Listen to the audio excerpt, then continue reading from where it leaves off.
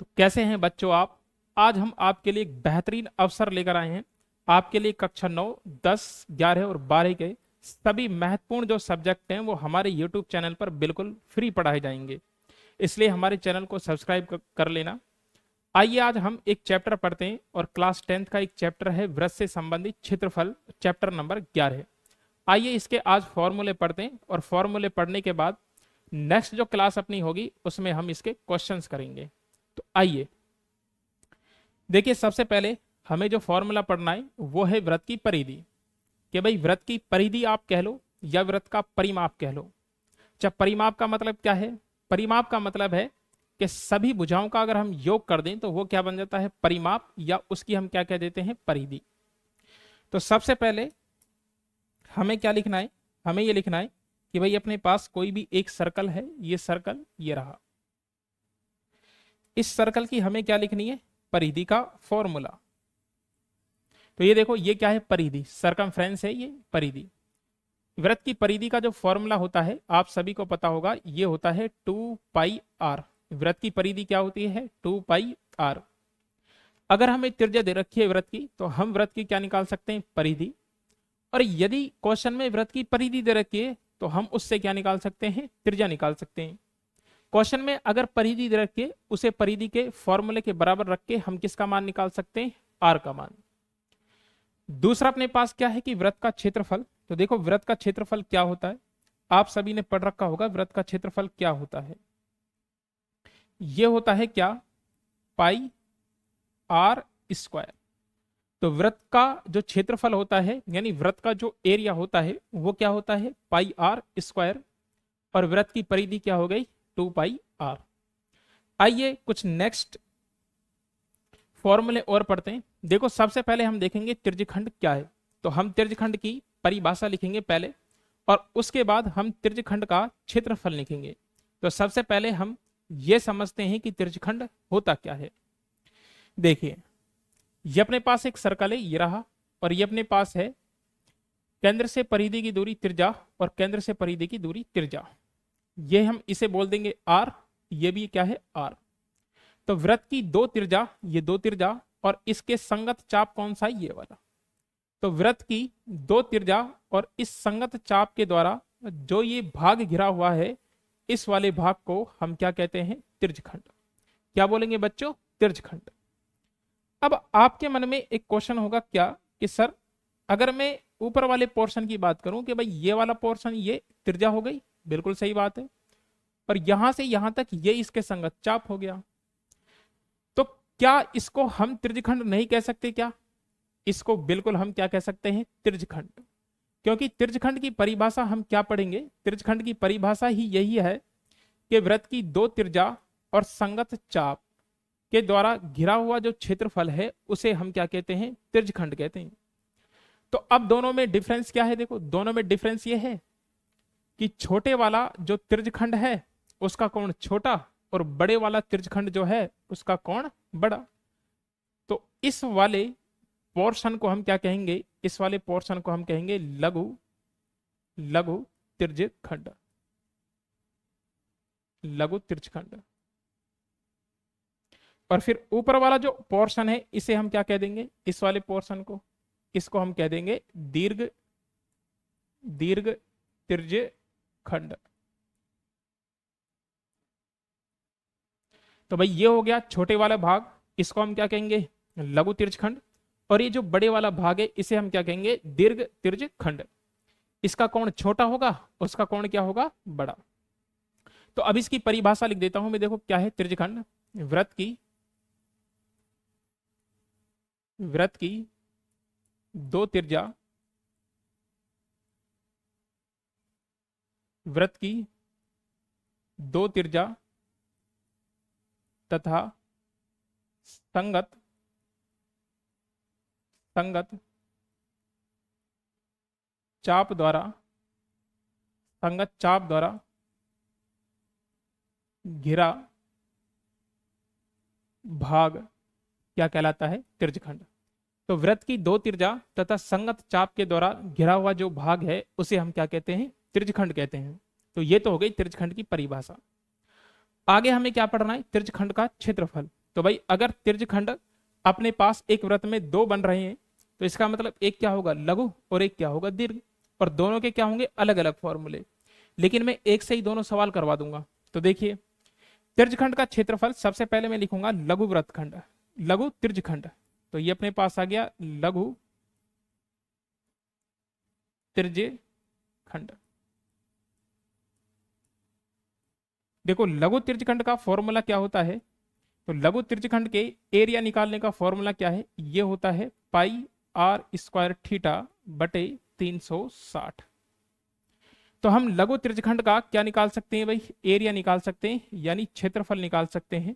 यदि अपने पास किसका मान है, आर का मान है और किसका मान है, थीटा का मान। तो वृत्त की त्रिज्या पता है और ये वाला कोण पता है, तो हम क्या निकाल सकते हैं, इस लघु त्रिज्यखंड का क्या निकाल सकते हैं, क्षेत्रफल। अब जरा ये देखो, अगर मुझे दीर्घ का लिखना है तो दीर्घ का कैसे लिखेंगे, तो ये लिख देते हैं भाई क्या, दीर्घ त्रिज्यखंड, दीर्घ त्रिज्यखंड का क्षेत्रफल।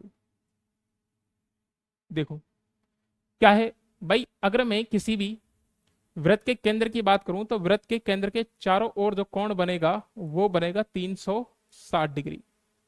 कितना कोण बनेगा, 360 डिग्री। हमने ये लघु त्रिज्यखंड माना और इस लघु त्रिज्यखंड वाले कोण को हमने क्या मान लिया भाई, थीटा मान लिया। कितना मान लिया, थीटा। अगर ये पूरा कोण ऐसे घूम के 360 है और ये वाला पोर्शन थीटा है, ये वाला, तो इसका मतलब ये वाला जो बचेगा कोण, ये कितना बचेगा, ये बचेगा 360 माइनस थीटा। तो 360 में से अगर ये हटा दूंगा तो ऊपर वाला कोण कितना बचा, ये बचा 360 माइनस थीटा। तो बस इतना ही रख देना। देखो क्या, ये लिखेंगे पाई आर स्क्वायर और थीटा कितना है बताओ, थीटा है 360 माइनस थीटा, और बटे में कितना जाएगा, 360 आ जाएगा। तो अगर मुझे ये कोण दे रखा है तो मैं ऊपर वाला कोण कैसे पता कर लूंगा, 360 में से ये वाला कोण पता करके मैं दीर्घ त्रिज्यखंड का क्या निकाल लूंगा, एरिया निकाल लूंगा। तो लघु त्रिज्यखंड का क्या होता है, पाई आर स्क्वायर थीटा बटे 360, और दीर्घ त्रिज्यखंड का क्षेत्रफल क्या होता है, ये होता है पाई आर स्क्वायर 360 माइनस थीटा बटे 360। आप यही याद रख लेना, ये तो अपने आप याद हो जाएगा। अच्छा, आगे बात करते हैं त्रिज्यखंड के संगत चाप की लंबाई। तो देखो चाप कौन सा है भाई, चाप है ये वाला, और इस चाप की लंबाई को हम क्या मान लेते हैं, एल। ठीक है, तो इसने बोला है कि त्रिज्यखंड के संगत चाप की लंबाई, इसका फॉर्मूला क्या होता है, इसका फॉर्मूला होगा एल बराबर 2 पाई आर थीटा बटे 360। तो अगर मुझे संगत चाप की लंबाई निकालनी है तो उसका फॉर्मूला क्या याद रखना है, एल बराबर 2 पाई आर थीटा बटे 360। तो भाई त्रिज्यखंड हमने क्या पढ़ा, वृत्त की दो त्रिज्या और संगत चाप के द्वारा घिरा हुआ भाग क्या कहलाता है, त्रिज्यखंड कहलाता है। अब इस त्रिज्यखंड का हमें क्या निकालना है, एरिया निकालना है। और एरिया निकालने के लिए दो तरीके से एरिया निकाल सकते हैं, यानी दो भाग, एक लघु त्रिज्यखंड है और दूसरा कौन सा है, दीर्घ त्रिज्यखंड। लघु त्रिज्यखंड का क्षेत्रफल क्या होता है, पाई आर स्क्वायर थीटा बटे 360, और दीर्घ त्रिज्यखंड का क्षेत्रफल क्या जाएगा, पाई आर स्क्वायर 360 माइनस थीटा बटे 360। संगत चाप की लंबाई निकालनी है तो क्या होगी, एल बराबर 2 पाई आर थीटा बटे 360। तो ये हो गई त्रिज्यखंड के एरिया। आइए आगे देखते हैं। देखो आगे अपने पास है वृत्तखंड। तो पहले वृत्तखंड हम पता करेंगे कि वृत्तखंड कहते किसको है, और फिर उसके बाद उसका हम क्या निकालेंगे, एरिया। तो देखिए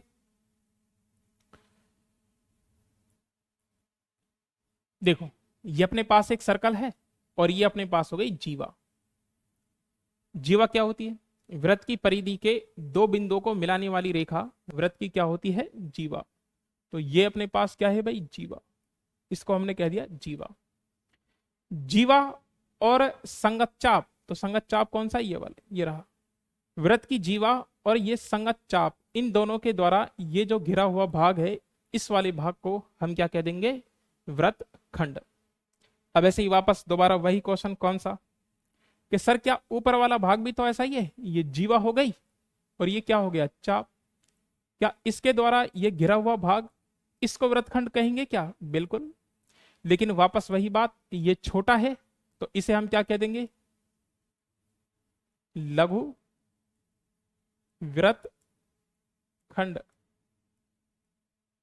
तो ये तो हो गया लघु वृत्त खंड। और दूसरा ये अपने पास हो जाएगा कौन सा, दीर्घ वृत्त खंड। तो ये हो गया लघु वृत्त खंड और ऊपर वाला भाग क्या हो गया, दीर्घ वृत्त खंड। अब देखो मैं इसकी परिभाषा लिख देता हूं। परिभाषा क्या है, वृत्त की जीवा तथा संगत चाप द्वारा